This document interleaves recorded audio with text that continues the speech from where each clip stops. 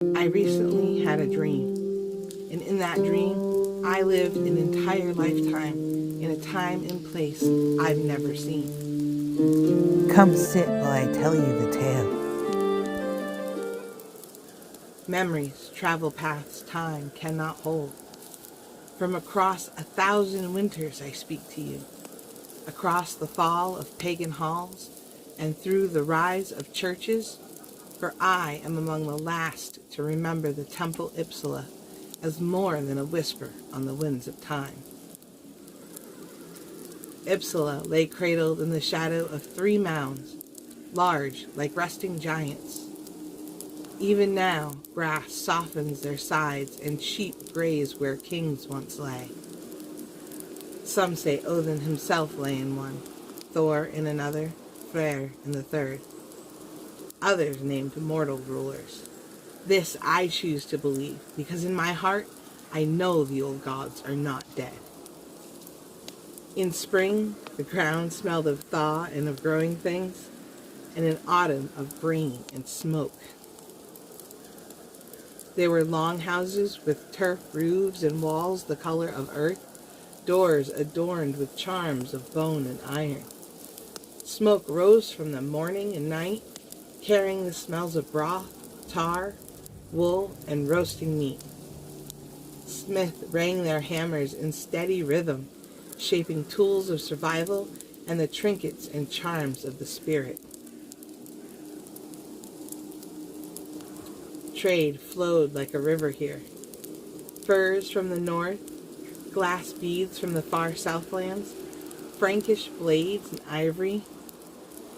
If you stood on the ridge of dawn during the Siegerblut, you could see tents and wagons spread across the fields. A real wayfarer's town made of canvas and hope. Traders spread cloth, amber, furs, and silver from lands I never saw, their voices thick with accents from far shores. Animals wandered everywhere, goats nosing at fences, pigs grumbling in mud, horses stamping in their tethers, sensing more than we did that the days of Helga Dagar were near. Children ran between it all like loose sparks from a fire, shouted at by mothers who were waiting for goats to be milked and wood to be chopped. This was where the threads of the world were tied. My grandmother told me that the Norns themselves had walked our fields in the old days, disguised as bent women with muddy hems. "Treat every crone with respect," she would say, tapping my forehead. She might be measuring your life. I believed her. I still do. But all things bent, in one way or another, toward the great temple.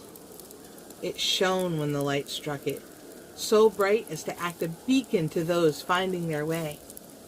The carvings along its beams twisted with beasts and gods, their eyes bright with color. Around it stood a fenced sacred ground, and beyond that, the busy beating heart of the town. Every 9th year the great Blut was held.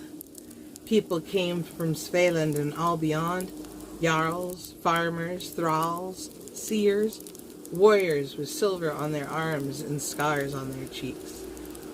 Animals were driven in great lowing herds, enough to feed both gods and men. I remember the commotion. Drums steady and rolling like thunder. Horns long and low, as if the hills themselves were calling. Voices layered in chant, calling into the past and rising from the ground. Inside the great building stood the carved forms of the gods. Odin, one-eyed and stern. Thor, broad and strong, hammer lifted. Freyr, with his gentle face and promise of growth. They were wood, yes, but wood that had been fed with the smoke and blood and prayer for generations. Stand near them long enough and you felt watched, weighed.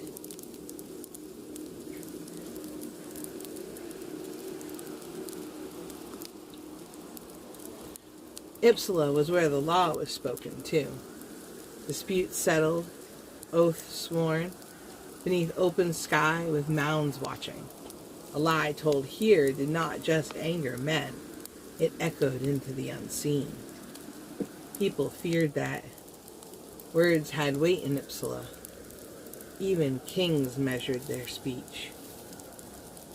Oh, and the stories, and the long evenings when the fires burned bright and low and sparks drifted up to join the stars, skalds stood and sang.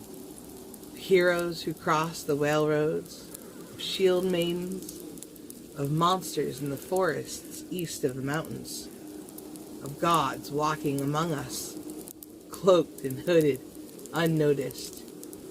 Oh, I would lie with my chin in my hands, pretending to sleep so I could listen longer. I grew. I married a smith. I bore 2 sons and a daughter. Buried one son under a small stone west of the grove after a fever took him. Life, death, harvest, winter. The wheel turned, and Uppsala stood at its hub. But just as the wheel carries us to new beginnings, so also does it lead us to the end. It came like a colder wind no one had felt before, thin at first, easy to ignore. Strangers arrived, bearing crosses and the idea of one God. The Kogener and the Jarls chose to walk with the trade routes and forge alliances with this new god. But we held to the old gods here in Uppsala. I remember the last great bloat. I was already a grandmother. My hair had gone white with the frost of many snows. I leaned on a stick and stood near the back as the blood was carried past. I searched the crowd, and I realized I knew fewer faces than those that were strange. The young watched with curiosity, not devotion, as if they were watching a story rather than standing inside one. That frightened me more than any priest. Soon after, word came that the great building would be torn down. A church will stand here instead, they said. A better house for a better God. Better. Such a sharp little word. I walked up to the hall one last time. At dawn, mist clung low to the fields, and the 3 mounds rose through it like islands in a pale sea. The doors of the building were closed, but I laid my palm against the wood. It was cool, damp with morning. I felt foolish, like an old woman petting a dead horse. But I whispered anyway. They remember, I told the silent timbers. They'll always remember. The grove was quieter that year. Fewer ribbons tied to branches. Fewer offerings at the roots. The well still reflected the sky, but when I looked in, I saw only my own lined face staring back, not the shimmer of something deeper like I used to see. In time, a church rose, smaller, stone instead of wood, a cross where the carvings had been. People said it was progress, safety, a step into a brighter age. Perhaps, but I have lived long enough to know that brightness can blind as easily as darkness can hide. Now I walk slowly with my great-granddaughter up to the mounds sometimes. She chatters about lambs and a boy who smiles at her at the market. She knows the new prayers, but she also knows the names of the old gods, because I have planted them in her mind. Who sleeps here, she asks, patting the grass on the nearest mound. Kings, I say, gods, stories, all tangled together. Which is true, she asks me. me. I smile at her the way my grandmother once smiled at me. The part you choose to carry. Uppsala is quieter now. The town center has moved away. No great markets, no blood on the temple walls, no thunder of 1,000 hooves. But when the wind moves over the fields at dusk, it still sounds like distant chanting. When the mist wraps the mounds, they still look like the backs of watchful giants. The ground is thick with memory. I am one of the last who remembers the old Uppsala, not as a tale, but as a living, breathing heart. When I am gone, it will beat more softly, but it will still beat, because places remember, even when people forget. That was Uppsala, as I carry it still.